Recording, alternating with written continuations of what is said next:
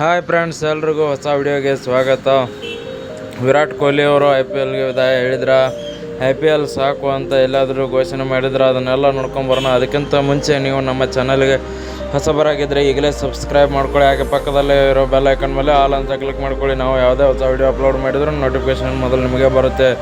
ಬನ್ನಿ ವಿಡಿಯೋ ಶುರು ಮಾಡೋಣ. ನಿನ್ನೆ ವಿರಾಟ್ ಕೊಹ್ಲಿ ಅವರು ಇನ್ನೂ ಕೂಡ ಎಲ್ಲಿಯೂ ಕೂಡ ಸ್ಪಷ್ಟನೆ ಕೊಟ್ಟಿಲ್ಲ, ಹಾಗೆ ಅಫಿಷಿಯಲ್ ಸ್ಟೇಟ್ಮೆಂಟ್ ಕೂಡ ಕೊಟ್ಟಿಲ್ಲ. ನಾನು ಕ್ರಿಕೆಟ್ಗೆ ವಿದಾಯ ಹೇಳ್ತಿದ್ದೇನೆ, ಹಾಗೆ IPLಗೆ ವಿದಾಯ ಹೇಳ್ತಿದ್ದೇನೆ ಅಂತ ಹೇಳಿ ಇದು ಎಲ್ಲ ಒಂದು ರೂಮರ್ಸ್ ಅಂತಲೇ ಹೇಳ್ಬೋದು. ಬಟ್ ಇದು ಯಾಕೆ ಈ ಥರ ಆಯ್ತಿದೆ ಅಂದರೆ ಅವರ ಕನಸು ಏನಿತ್ತಂದರೆ ಒಂದು RCB ಒಂದು ಕಪ್ ಗೆಲ್ಲಿಸೋ ಒಂದು ಕನಸಾಗಿತ್ತು. ಬಟ್ RCB ಕೂಡ ಕಳೆದ ಸೀಸನಲ್ಲಿ ಕಪ್ ಗೆದ್ದಾಯಿತು. ಈ ಕಾರಣದಿಂದಾಗಿ ಇನ್ನು IPLಗೆ ವಿದಾಯ ಹೇಳ್ಬೋದು ಅಂತ ಅವಾಗಲೇ ರೂಮರ್ಸ್ ಹರಿದಾಡ್ತಾರೆ ಇಟ್ಟಿರ್ಬೋದು. ಇವಾಗಲೂ ಕೂಡ ಅದೇ ಥರ ಹರಿದಾಡ್ತಾ ಇದೆ.